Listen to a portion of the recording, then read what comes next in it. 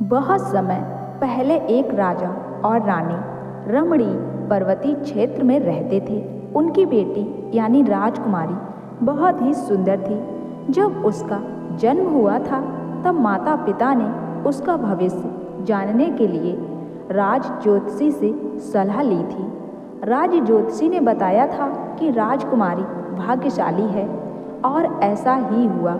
जब वह युवा होने लगी तो बहुत ही सुंदर दिखने लगी। जब वह अपने होंठ खोलती तो उसके अधरों से मोती गिरते और जब चलती तो उसके पैरों के दानों तरफ बहुमूल्य रत्न बिखरते रहते। इतना कि उसके युवा होने तक उसका पिता उस क्षेत्र का सबसे धनवान और संपन्न राजा बन गया।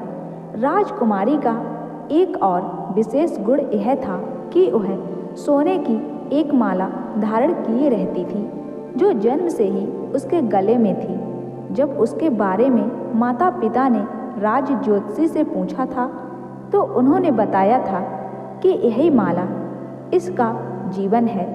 इस हार को इसके गले से कभी नहीं उतरना और इसकी रक्षा करना। इसलिए रानी ने अपनी बेटी को बताया था कि इस हार को कभी ना उतारे और सदा ही गले में पहने रखे। राजकुमारी के युवा होने पर उसके पोडस जन्मदिन पर राजा ने उसके लिए सोने की चप्पलें उपहार में दी। राजकुमारी ने पिता को धन्यवाद दिया और अपनी सेविकाओं के साथ वही चप्पलें पहनकर अब वह पहाड़ों में चहलकदमी करने जाती। इससे उसके नाजुक पैरों की सुंदरता और भी बढ़ जाती।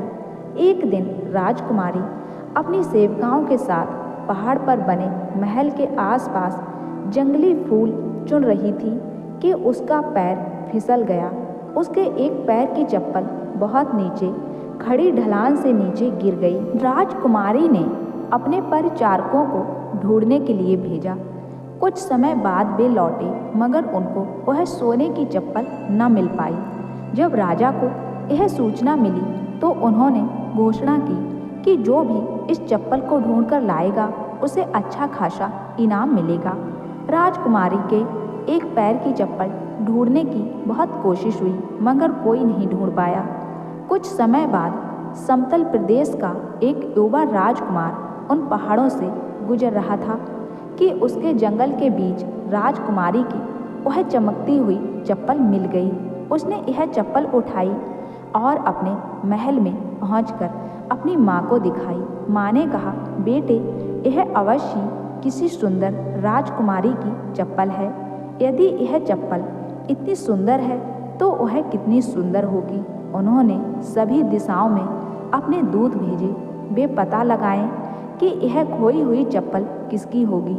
कई दिनों तक कहीं से कोई सूचना प्राप्त नहीं हुई, लेकिन कुछ दिनों बाद राजा के दरबार में कुछ यात्रियों ने सूचना दी कि बहुत दूर के एक पहाड़ी प्रदेश में एक राजा रहता है जिसकी बेटी की एक सोने की चप्पल गिर गई थी। राजा, रानी और कुछ सलाहकारों ने कहा कि यह चप्पल निश्चित ही उस राजा की बेटी की ही है।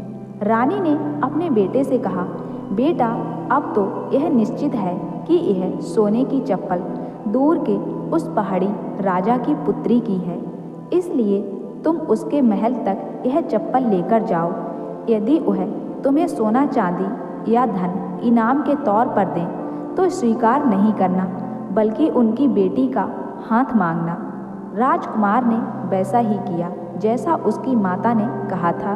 कई दिनों की बहुत लंबी यात्रा तय करने के बाद वह पहाड़ी क्षेत्र के डूंगर प्रदेश पहुंचा।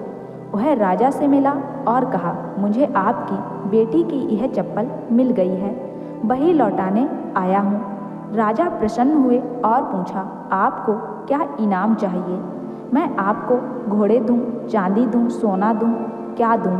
मुझे इनमें से कुछ भी नहीं चाहिए। मैं मैदानी क्षेत्र से आया हूँ। यहाँ से दूर एक समतल प्रदेश के राजा मेरे पिता हैं। मैं उन्हीं का पुत्र हूँ। मैं कुछ महीनों पहले यात्रा कर रहा था और जब इस सुंदर पहाड़ी क्षेत्र में आया तो यह चप्पल मिली। मैं बहुत लंबी यात्रा करके दोबारा यहाँ पर खोई हुई चीज़ लौटाने आया हूँ। आप मुझे घोड़े इत्यादि देंगे तो मैं वह स्वीकार नहीं करूँगा, लेकिन यदि आप मान जाएं तो मैं आपकी पुत्री का ही हाथ मांगना चाहता हूँ। यदि आप मेरा उसके साथ विवाह करने की अनुमति दें तो वह मेरे लिए सबसे बड़ा उपहार होगा। यह मेरे हाथ में नहीं है। मैंने प्रतिज्ञा ली है कि मैं अपनी पुत्री का विवाह उसकी मर्जी के खिलाफ नहीं करूँगा। यदि उसे कोई आपत्ति ना हो और वह आपको पसंद करे तो मुझे भी कोई आपत्ति नहीं होगी। जब राजकुमार पहाड़ी पर बने महल के अंदर रह रहा था तब राजकुमारी ने उसे देखा था। वह पिता के पास गई और जब उसने देखा कि उसकी खोई हुई चप्पल भी मिल गई है और राजकुमार वही लौटाने आया था तो उसने शादी के लिए हाँ कर दी। दोनों का विवाह बहुत ही धूमधाम से हुआ। कुछ दिनों बाद राजकुमार ने राजा से कहा कि वह अब अपनी पत्नी के साथ अपने प्रदेश में वापस जाना चाहेगा। राजा और रानी ने उसे अनुमति दे दी और राजा ने कहा, यह हमारी आँखों का तारा है, इसका ध्यान रखना और यह जो इसके गले में सोने का हार है इसे कभी ना उतरने देना, क्योंकि इसी में इसकी जान है। राजा रानी और दरबारियों ने उन्हें कई उपहारों के साथ धन, हाथी, घोड़े, सोने चांदी के साथ विदा किया। जब समतल प्रदेश के बूढ़े राजा और रानी ने अपने बेटे को एक अति सुंदर बहू के साथ आते हुए देखा तो उनकी खुशी का ठिकाना नहीं रहा। इसी खुशी के माहौल में राजकुमारी अपने पति के साथ रहने लगी, मगर वहाँ एक समस्या यह थी कि राजकुमार का किसी अन्य से पहले से विवाह हो चुका था, जो एक साधारण सी लड़की थी और राजा रानी उसे ज़्यादा पसंद नहीं करते थे। पर्वती बहू के आने से राजा तथा रानी बहुत ही प्रसन्न हुए और संतुष्ट भी कि उनके पुत्र को एक अच्छी पत्नी मिल गई है। राजकुमार भी बहुत ही खुशी का अनुभव कर रहा था। पहली पत्नी साधारण रानी नई रानी को देखकर ईर्ष्या करने लगी और नई रानी को अपने से सुंदर और सुलक्षणी पाने के कारण षड्यंत्र रचने लगी। राजकुमार के बूढ़े पिता और माता यह देखकर चिंता में पड़ गए कि पुरानी बहू नई बहू का कोई अहित ना करे।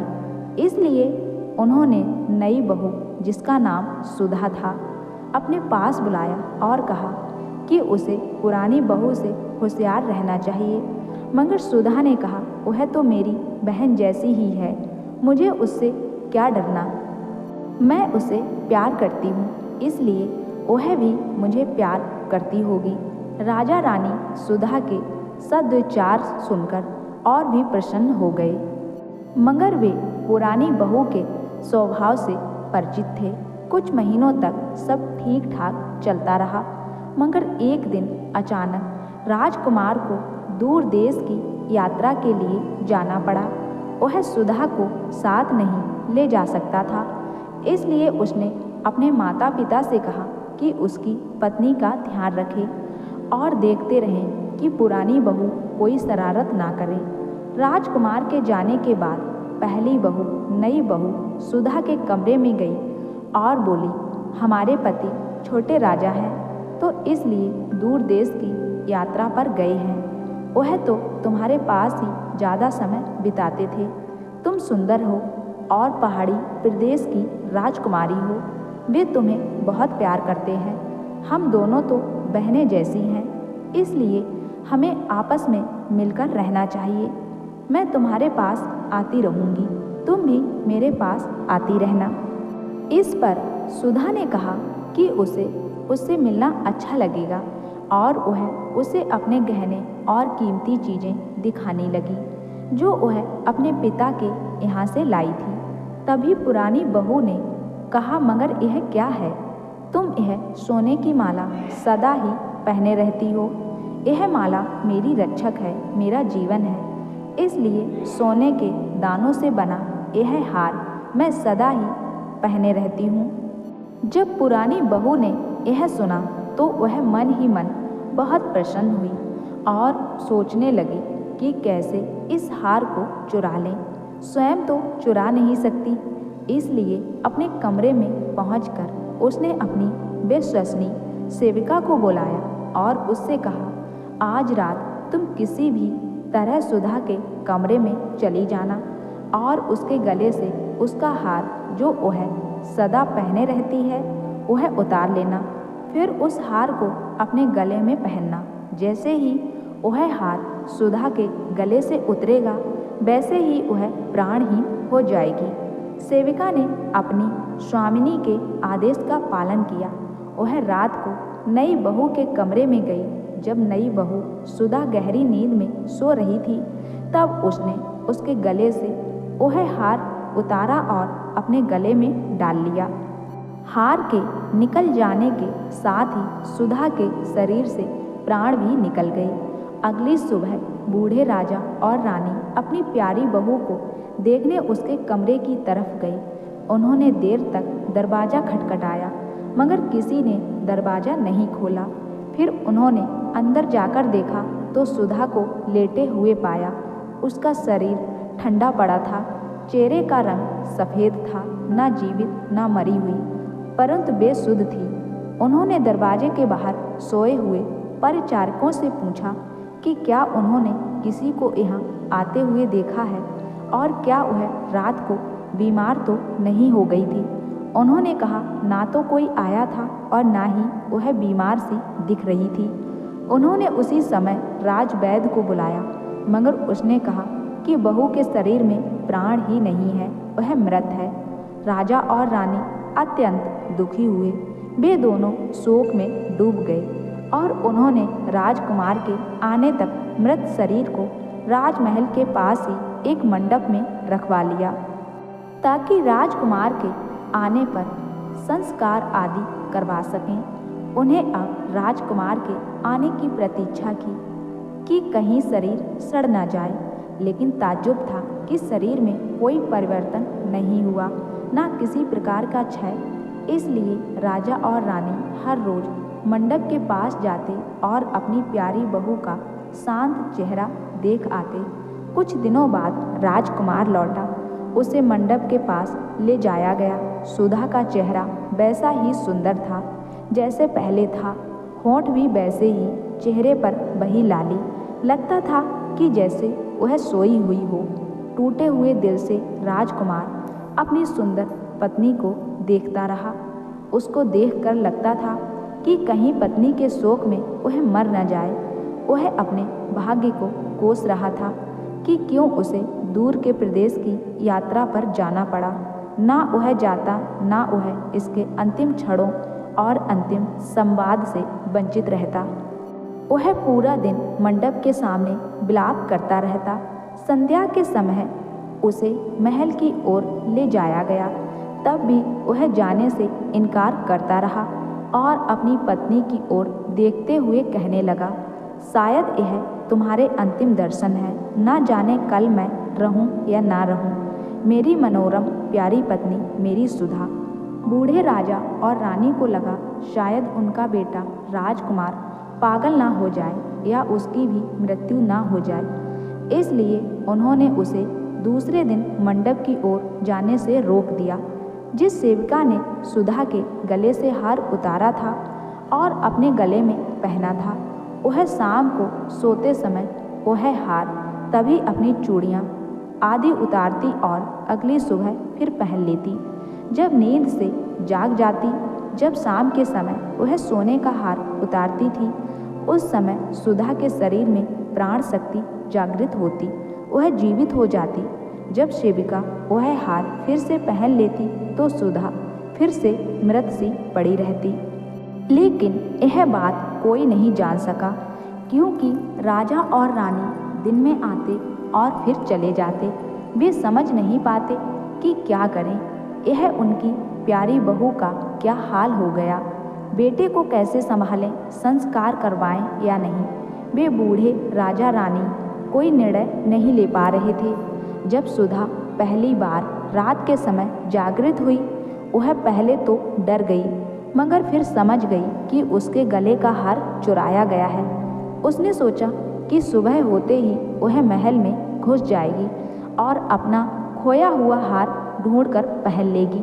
मगर वह सुबह कभी आई ही नहीं, क्योंकि सूर्य की पहली किरण फूटते ही सेविका हार पहन लेती थी। सुधा रात को सामने के पोखर से पानी पीती थी और फिर अपनी जगह पर लौटकर सुबह का इंतजार करती। ना कोई भोजन ना कुछ खाने को, लेकिन जब वह पोखर की तरफ जाती तो चलते समय अपने आप पहले की तरह रत्न जवाहरात बिखरते। पगलाया सा राजकुमार जब अगले दिन मंडप के पास गया तो उसने मंडप के सामने से पोखर की तरफ कुछ कीमती मणियाँ देखी तो अचंभे में पड़ गया। उसे लगा कि हो न हो उसकी पत्नी सुधा के शरीर में अभी भी प्राण शक्ति का कोई अंश बचा है। वह सारा दिन देखता रहा कि उसकी पत्नी का बेसुध पड़ा शरीर कोई हरकत करे, मगर ऐसा कुछ नहीं हुआ, क्योंकि वह रात को ही जागृत होती थी। निराश होकर वह वापस महल में चला गया। वह अगले दिन मंडप की ओर नहीं गया और सारा दिन उदासी में काटा। महल के लोगों को लग रहा था कि शायद वह भी अब ज़्यादा दिन तक नहीं जिएगा, क्योंकि उसने खाना पीना भी छोड़ दिया था। शाम के समय में भी वह उदास था, मगर सोच रहा था कि रत्न और जवाहरात मंडप के पास कैसे आए होंगे। वह मंडप की ओर चला गया। वहाँ बैठा तो क्या देखता है कि कोई स्त्री मंडप से निकलकर पोखर की तरफ जाने लगी। पहले तो उसे लगा कि कोई परी होगी, मगर फिर अपनी पत्नी को दूर से ही पहचान गया। जिस ओर से सुधा पोखर की तरफ गई उस तरफ पथ पर कीमती मणियाँ बिखरने लगी। उसे ताज्जुब हो रहा था, लगता था जैसे कोई सपना देख रहा हो। जब सुधा ने किसी के चलने की आवाज़ सुनी तो वह डर गई। अंधेरे में कुछ भी साफ साफ दिखाई नहीं दे रहा था।